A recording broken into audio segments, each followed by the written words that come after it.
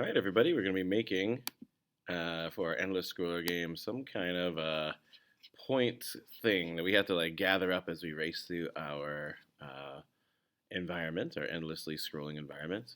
So I've got this diamond sprite from the internet. It's fairly nice looking sprite, and I'm going to make it so that as we race through, we're trying to get as many diamonds as possible. This is typical kind of thing in these games where you have some objective, and that's going to produce your score, and maybe you're trying to outrace another player in this game to get a higher score, or you're just racing against time to get the highest score in a certain set of time. So here's how we're gonna do this. So first of all, this sprite's a little bit big, so I am. This is my script here. Actually, I think I'll use Scratch Zoom. It'll make it a little bit nicer. So the first thing I'm going to do is just set the size to 25%. If the size is 25%, this thing fits inside a lot better, and I think that's a nice look. And then we're going to hide it because this sprite isn't actually going to be the one that we're going to be gathering. Instead, after a short period of time elapses, maybe I'll just make this shorter for the demonstration. Then we're going to start this cycle of making clones. So clones are fantastic. It makes programming something like this like diamond concept where there's going to be a whole lot of diamonds on the screen possibly at any given time. It makes it so much easier because I only have to program the one sprite, but I can get many copies of it. So a clone basically makes a copy of this sprite.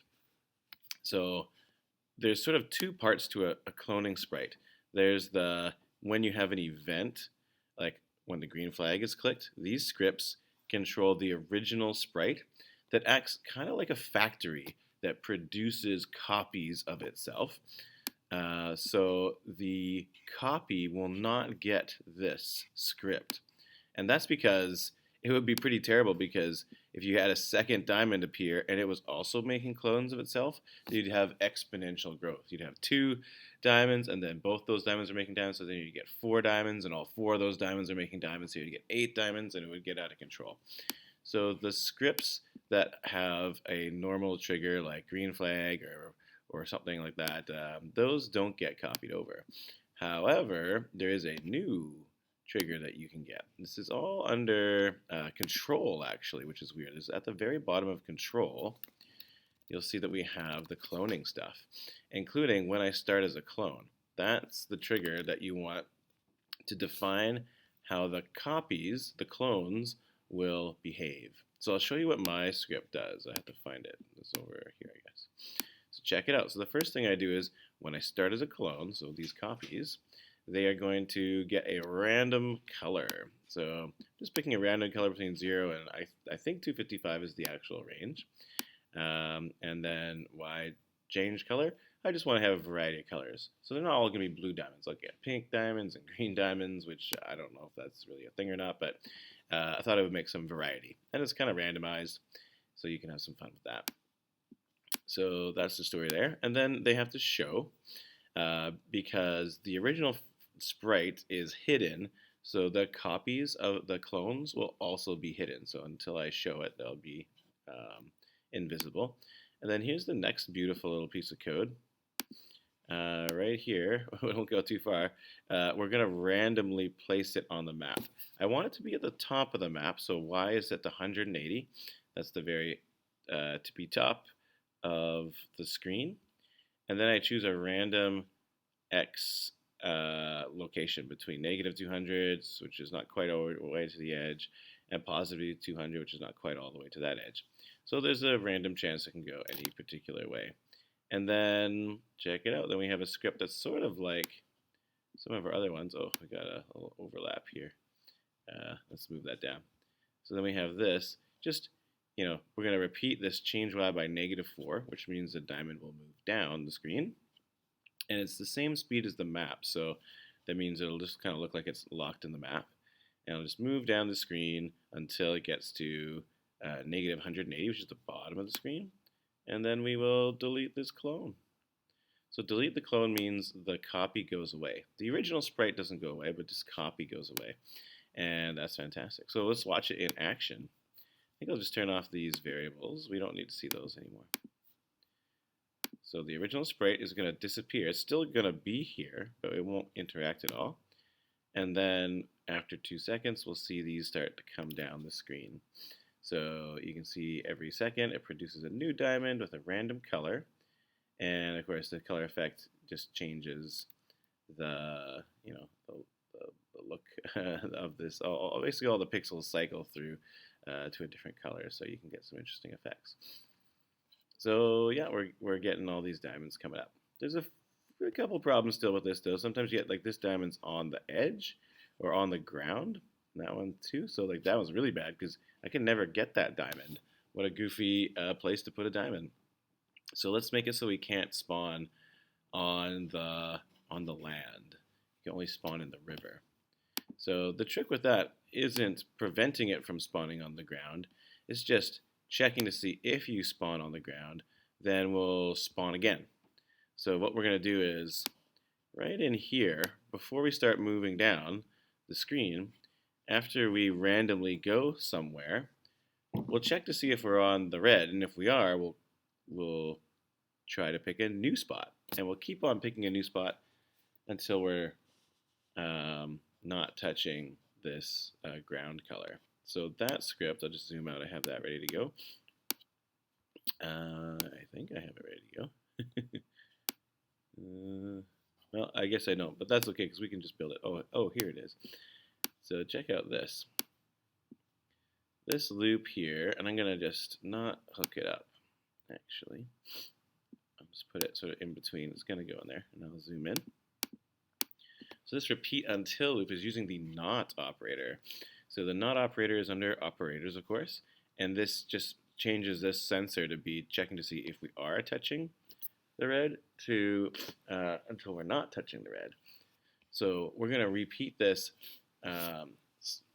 random spawning code that gives it a random position, and we're just going to keep on spawning until we're not touching red. So I'll stick this right in here, and therefore we'll get it so that it doesn't show up. Now there are some like weird spots where, there are some, wow, speaking of weird, it was so zoomed in I can't see what I'm doing. There are still some strange areas that we're going to get into some trouble. Like it might fit, the diamond might fit perfectly on this flame, for example, and not technically be touching this color. We can work on that. We can figure something out. But for the most part, this will make it so that the diamonds do not spawn on the red, because if they do, we'll spawn them again and again until they finally get there. And it might be worthwhile doing that. No, I guess that's fine. We'll do it that way.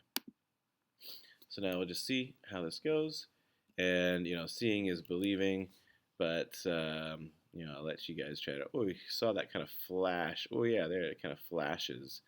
Like it's like, oh, I showed up on the red, and then I'm like, scattering all over the place. I don't love that flash, but I think we'll just leave it at that for this video. And if you want to experiment with changing that up, then feel free to look into how you might keep that hidden while it is, doing its searching for a spawning location that's not on the ground and only in the road or river or whatever. So there you go. That's making that. I guess here's one other thing. How do you know if you've touched it?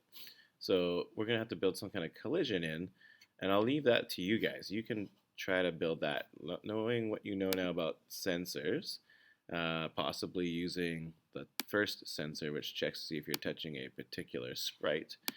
Write yourself a loop that'll check to see if the diamond is touching the player. And you can build that into the player. So you can build that into the vehicle. Or you can build it into the diamond. So it could be either one. I guess now that I think of it, it probably should be in the diamond. It'd be a worthwhile thing to put in the diamond. And maybe I'll show this to you, because it's important that when you are programming the clones, that you understand really clearly that there's a big difference between what are the scripts that start with something like the green flag trigger or a broadcast trigger, and what are the scripts that start with when I start as a clone. So if you're going to build a script that is going to check for collisions with the diamond and the player, and you're going to build that into the diamond, it would have to start with when I start as a clone. Because you want the copies to be checking for the collisions, not the original sprite. We're never touching the original sprite. It's always the copies. So I have an example down here somewhere. Yeah, here we go. So when I start as a clone, I had this volume set really low, but it's not really important, just so it was not so loud. And then I have this forever if touching. It was player 1 at the time, but I think it's vehicle 1 now. Ooh, there, I got the sound going on now. It's got that sound effect. So basically, if I touch the vehicle, I have this variable called P1 score. So I just increase the score by 1. And I also play a nice little sound. And that's reasonable. And then this is there's some other things going on here too, but I got also the delete this clone happens next. I'm just gonna move this out of here. Scripts on top of scripts here. So you can see that after I touch vehicle 1, I just change this and then I delete the clone. And I deleted my sound effect, unfortunately, so we can duplicate that and stick it back in, but of course I failed hard on the copy. There we go. And I'm just using some built-in sounds from scratch, connect and disconnect. And eventually I'm going to have a player 2. So when it touches player 2, it'll increase player 2's score and play a different sound. And yeah, the important thing is to make sure you delete the clone so that it goes away, so you pick it up, so to speak. If you don't have to delete the clone in, then when you touch the diamond, it'll just kind of rack up score over and over again. It's almost like it's this zone that you can walk over that gives you points. But I don't want it to be a zone or something like that. It's a diamond. I want to get the diamond, so I'll put this in. So when I touch the diamond, it deletes. But before it deletes, it plays a sound, and it also increases my score. So I'll have some kind of score concept. Okay? So there you go. The cloning is pretty tricky, but remember, if you want the clone to do something, you got to put the when I start as a clone trigger, and that's going to be a lot of the programming, but you're also going to have some kind of script that acts as the factory that's going to create the clones, and you can build that with the green flag trigger and any properties that this original script adds, like hiding it or setting its size. All the clones will inherit that as well, so you can do some setup stuff over here. So that's the story. Thanks, everybody.